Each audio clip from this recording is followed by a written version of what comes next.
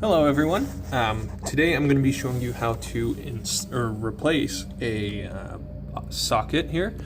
This is an outside one. As you can see, it's all chipped and just kind of looks like crap, so it needs to be replaced. These are pretty cheap replacement and they're pretty easy, so we're going to replace this. Looking at the instructions, I'm not sure if this will actually fit the cover on here, if it'll actually fit onto this outlet here, but we'll see what we can do. Let's get started. Alright, so the very first thing you're going to do is actually turn off the breaker switch and make sure that you have the correct one. I almost didn't turn off the correct one, which could have gone really bad. Next thing you're going to do is there's two screws right here and right here that you're going to undo. There's an extra one here. You might want to keep them because usually, well, I guess for this kit it did, but sometimes they don't come with the extra screws. And they didn't come with the center screw here. So that's the first thing you do. Next thing you're going to be doing is they normally, you have your ground, and then your white, and then your black. And what you're going to do is you're going to undo this screw here, and it's going to pull this wire out, undo this screw, and you can pull the ground off, and then the same right here on the back side for the black screw. I can get that to focus for you. There you go. So that's the next thing you're going to be doing.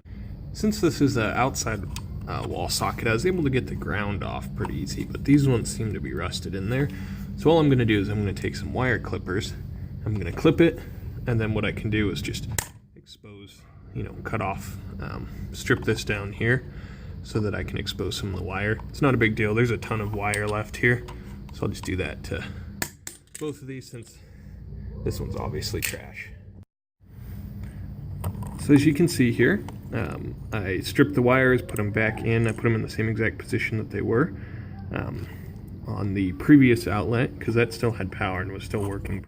So anyways, you have these screws right here, and you're going to take the wire and plug it into these little holes right here, as you can see. And then once you plug it in, you tighten the screw here, and that tightens the wire down so it's in there real tight. So you put all three wires back on. Depending upon your outlet, or if you're doing a switch, it might have more wires. Just make sure that you put them in the same exact spots that they were on the previous one.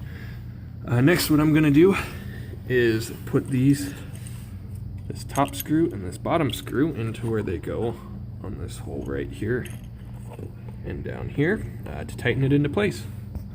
And some of them might actually have screws here and here, depending.